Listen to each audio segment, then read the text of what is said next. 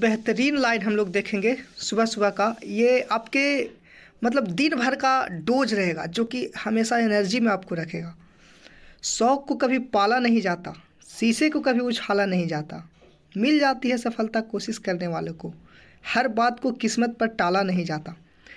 मतलब जो भी है शौक को पाल के मत रखिए, मतलब उसको पूरा कर लीजिए। शौक जो भी है वो सारा कुछ पूरा करके रखिए। शीशे को उछालिएगा तो वो टूट ही जाता है, इसलिए उसको उछाला नहीं जाता। मिल जाती है सफलता कोशिश करने वालों की। अगर कोशिश ही नहीं करिएगा तो फिर सफलता के आप हकदार ही नहीं है। एक बार कोशिश तो करके देखिए, शायद आपके लिए ही वो चीज़ बना है। मिल जाती है सफलता कोशिश करने वालों की, हर बात किस्मत पे टाला नहीं जाता। किस्मत तो खैर वो ये किस्मत क्या है यार, किस्मत भगवान ने लिखा है, जो भी लिखा हमारे लिए अच्छा ही लिखा होगा। किस्मत हम लोग खुद बनाते हैं, ऊपर से बन के कुछ नहीं आता है। इसलिए कंटिन्यू अपना प्रोग्राम चालू रखें और ज़्यादा से ज़्यादा स्टडी पे ध्यान दें। सो हेलो एवरीवन, स्वागत है हमारे यूट्यूब चैनल रोजगार एस्पिरेंट में। आज हम लोग राष्ट्रीय आंदोलन की महत्वपूर्ण घटनाएं के बारे में पढ़ेंगे, जो कि काफ़ी विस्तार से पढ़ेंगे। आज जो भी मतलब देखने से ज़्यादा सुनने पे मतलब रखिएगा, मतलब सुनना ज़रूरी है। तो आज का पहला क्वेश्चन पढ़ते हैं। भारतीय विश्वविद्यालय अधिनियम पारित हुआ 1904 ईस्वी में। जो भारतीय विश्वविद्यालय अधिनियम है जो 1904 ईस्वी में पारित हुआ था। लॉर्ड कर्जन 1899 से 1905 तक इनका कार्यकाल रहा था। इसी के बीच के दौरान भारतीय विश्वविद्यालय अधिनियम पारित किया गया था। यह वर्ष 1902 में गठित एक विश्वविद्यालय आयोग की सिफारिश के आधार पर वर्ष 1904 में पारित किया गया था।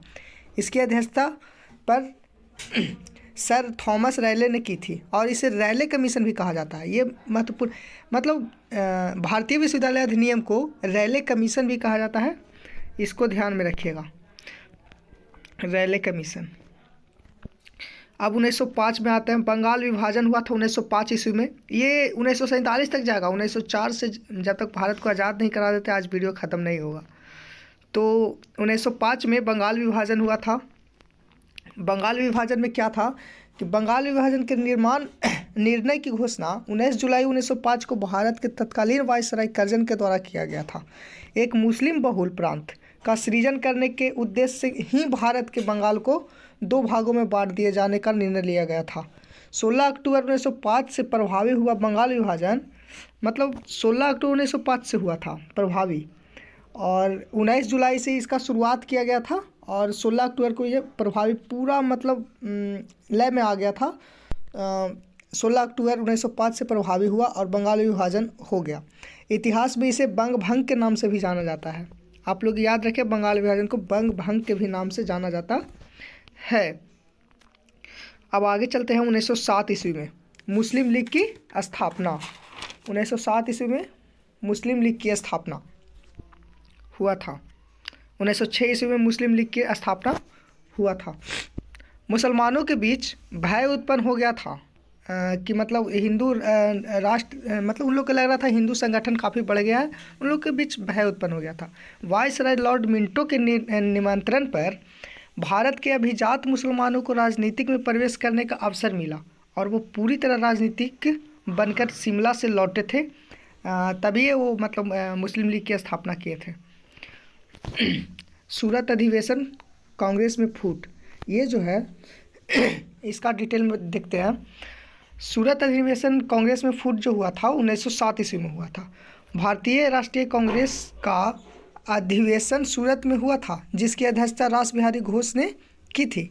इसी अधिवेशन में कांग्रेस गर्म दल और नरम दल नामक 2 दल में बट गई थी। इसी को सूरत विभाजन कहते हैं। इसी अधिवेशन में कांग्रेस ने प्रथम बार स्वराज की बात कही थी।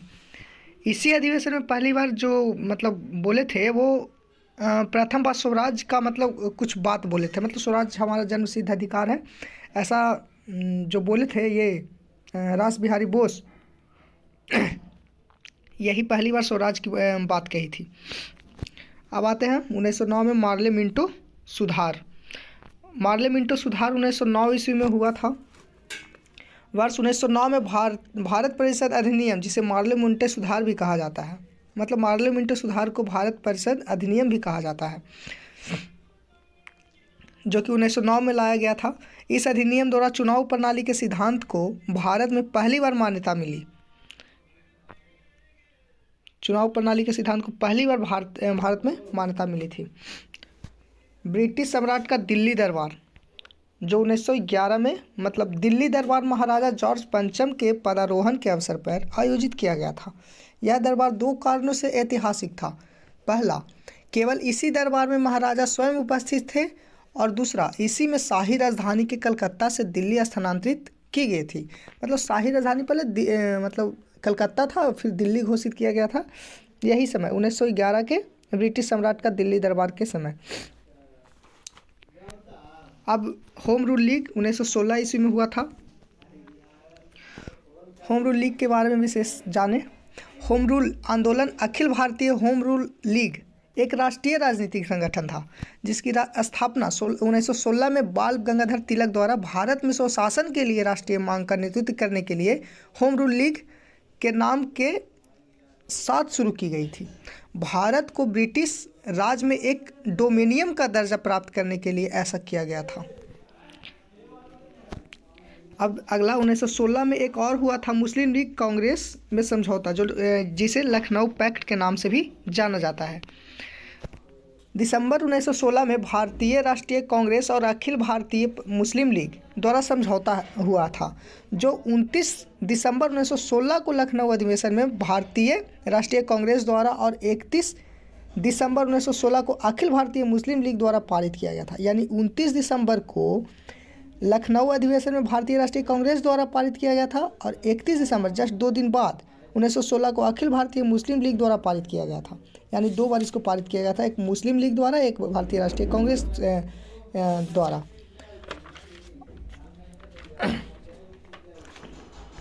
उन्नीस सौ 17 में महात्मा गांधी द्वारा चंपारण आंदोलन देखेंगे। महात्मा गांधी द्वारा 1917 में जो चंपारण आंदोलन हुआ था उसके बारे में डिटेल देखते हैं। गांधी जी के नेतृत्व में बिहार के चंपारण जिले में सन 1917 में एक सत्याग्रह हुआ। इसे चंपारण सत्याग्रह के नाम से जाना जाता है। गांधी जी के नेतृत्व में भारत में किया गया यह पहला सत्याग्रह था। चंपारण किसान आंदोलन बिहार के चंपारण जिले में एक किसान विद्रोह था, जो भारत में ब्रिटिश औपनिवेशिक काल के दौरान हुआ था। यह 3 कट्ठा पद्धति से संबंधित है, जो मतलब क्या कहते हैं, 1 बीघा में 3 कट्ठा में नील की खेती करना था, और नील की खेती जो होता था वो नील की खेती जिस खेत में होता था वो खेत बंजर हो जाता था, तो एक बार से दोबारा फसल उसमें नहीं लग पाता था। इसी के विरोध में महात्मा गांधी आए थे चंपारण, बिहार के चंपारण में, और यहीं से आंदोलन, पहला इनका आंदोलन यहीं से शुरू हुआ था, बिहार से ही।